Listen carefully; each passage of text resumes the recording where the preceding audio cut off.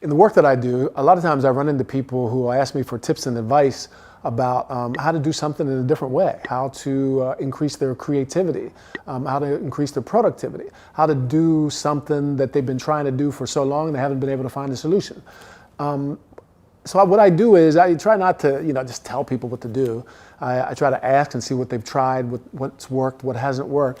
But I also like to share with people, what I do. Because a lot of times people say, well, you help people to do this stuff. What do you do? Well, one of the things that I do is I read a lot. I read a lot, and I don't know how many books that, if you're in a situation like that, I don't know how many books that you've read this year or last year, but I read a lot because I like, getting new stimulus and new ideas. And one of the books that I read, it wasn't last year, it was actually some years ago that I read, is a book called The Artist's Way by a woman named Julia Cameron. And I remember this was a book that she wrote for artists and musicians and actors and writers and people who rely on their creativity for their life's work. And sometimes what happens is you get to a certain point, you get stuck in life and you lose that creativity. And so she wrote this book to help people to get that creativity back. And I remember there was a couple things in this book that I never ever forgot. One of them was, she said, first of all, if you want to get, this is just like a no-brainer, but a lot of people don't think about it, is that if you want to get different results, you got to do different things. You can't keep, doing the same old things over and over again and thinking you're going to get the same results. Einstein said that. He said, the definition of insanity is to continue to do the same things that you've always done, expecting different results. Doesn't make sense. That's insane. Right? And so she said it in her way, but the message was pretty much the same. So I remember, she gave, some different tips and advice on how to do that and how to, get your creativity back. And I'd like to just share a couple of them with you that I actually use quite frequently that, for me, work pretty well. One of them is she suggests that every morning, especially in that crisis time when you really, really are looking for some new ideas and things like that. She said, first thing, that one of the things that blocks people from finding new solutions is because they have too much stuff going on in their heads. There's too much going on up there. And so your mind is like a glass. If you want to put more water in the glass and the glass is already full, you're not going to be able to put anything else in it. Right? So before you put other kinds of liquid in that glass, you have to empty the glass out first, and then you can put more stuff in it. So this concept of what she calls morning pages is something I thought was really, really interesting. So I tried it, and I was like, wow, this is really, really cool. And so it's really, really a simple exercise that you do with yourself first thing in the morning, especially, like I said, if you're in this time when you really, really need some new ideas, you need to empty out your mind first. And so what she suggests that you do is to sit down and get a block of paper and you give yourself like 15 minutes and you just start writing. You're in a place where you're not disturbed, nobody's bothering you, it's quiet, and it's just you. And you just start writing. And you write every single thing that you have going on in your mind at that moment.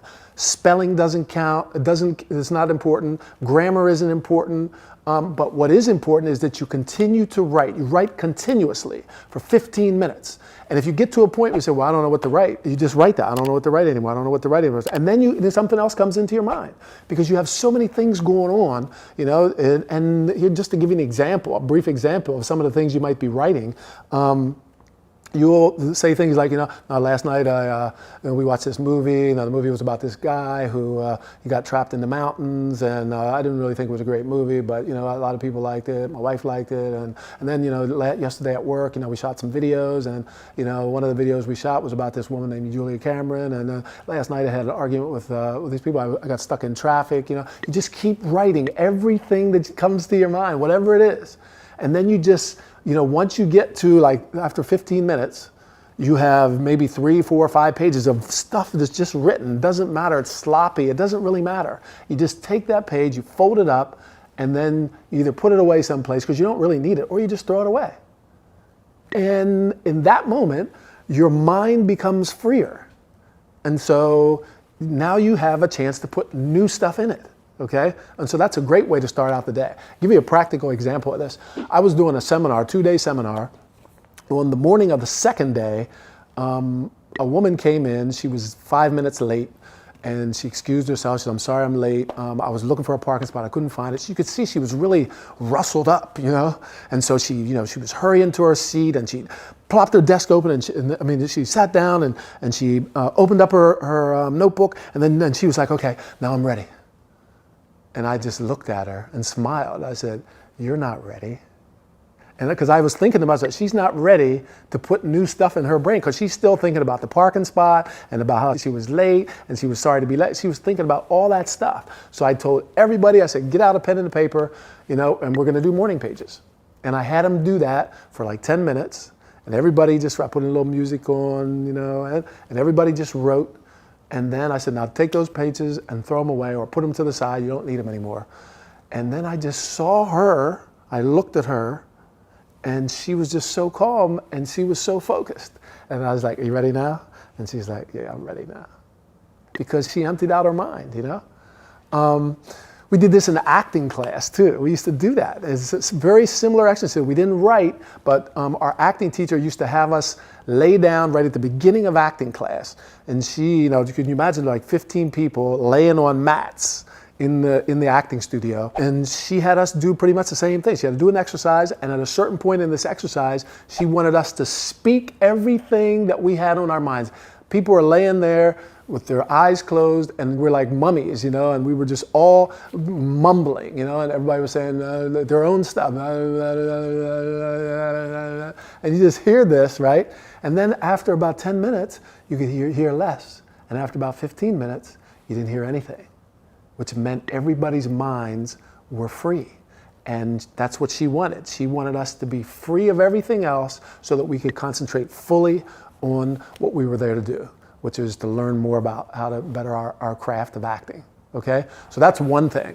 Another suggestion that Julia Cameron made that I really, really love, this is probably the one that I love the most, is she said to make an appointment with yourself, a date with yourself every week for 2 hours.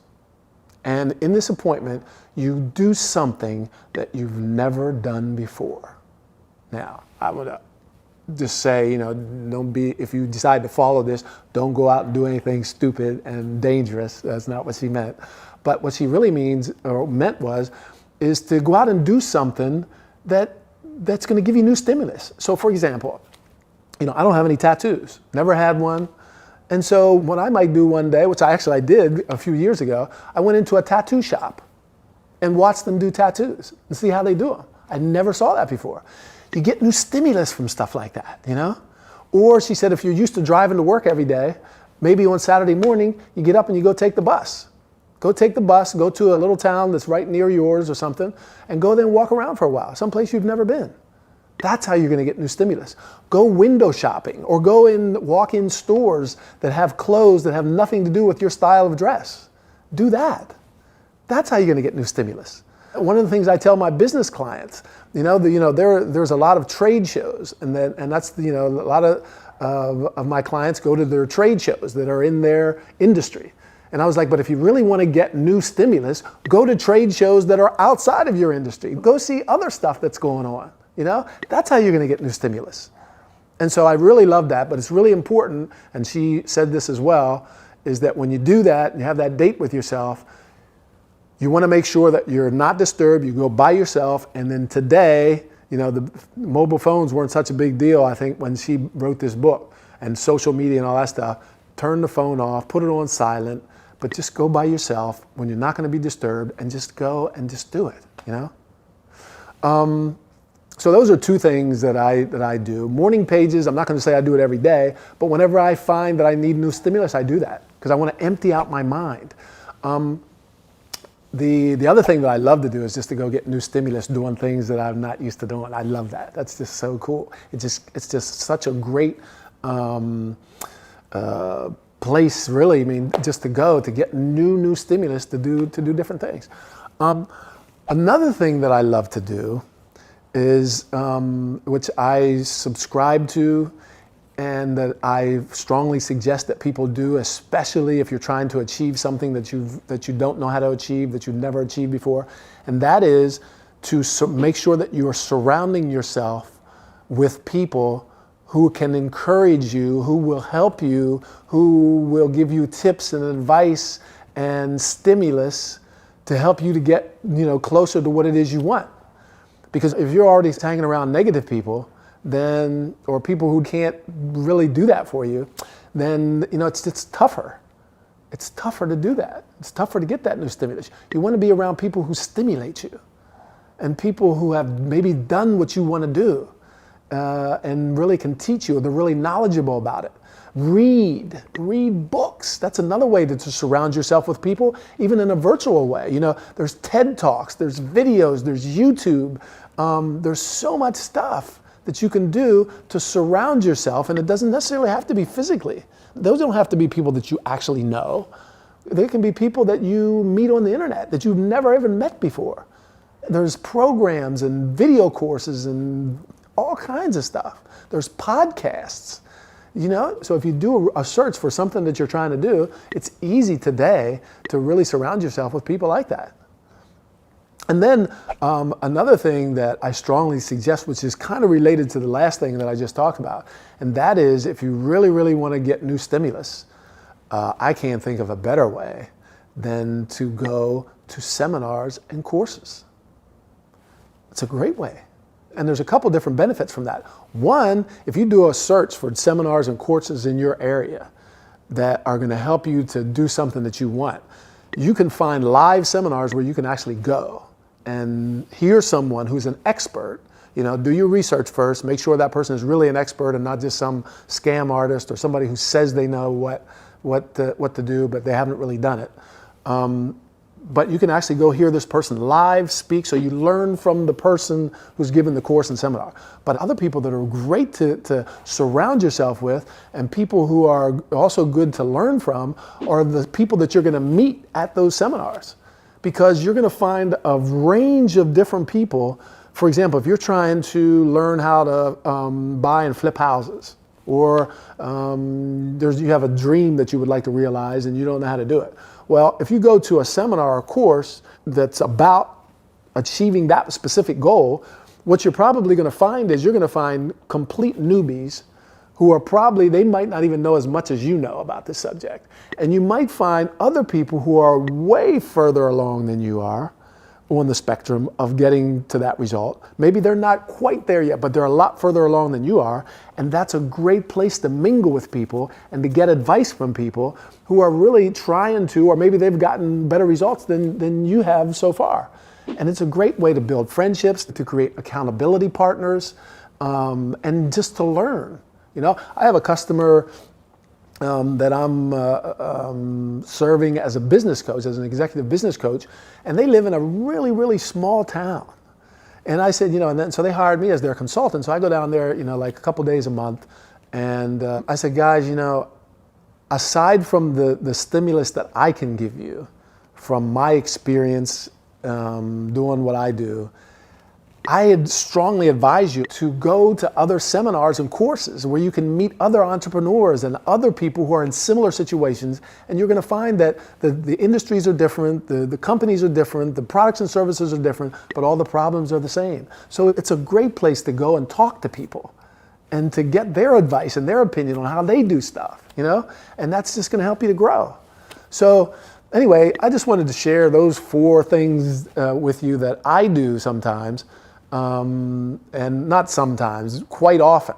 The thing that I can say I do sometimes are the morning pages. The other things I do, that's part of my daily routine. It's part of my weekly routine. It's part of what I do, who I am, and what I'm all about, And so, like I said, I just wanted to share this with you. So if you're in a situation where you need more creativity, you need to find better solutions, you need to find different ways of doing things, you have 2 choices. You can either keep doing what you're doing that may or may not be working for you, or you can try something different.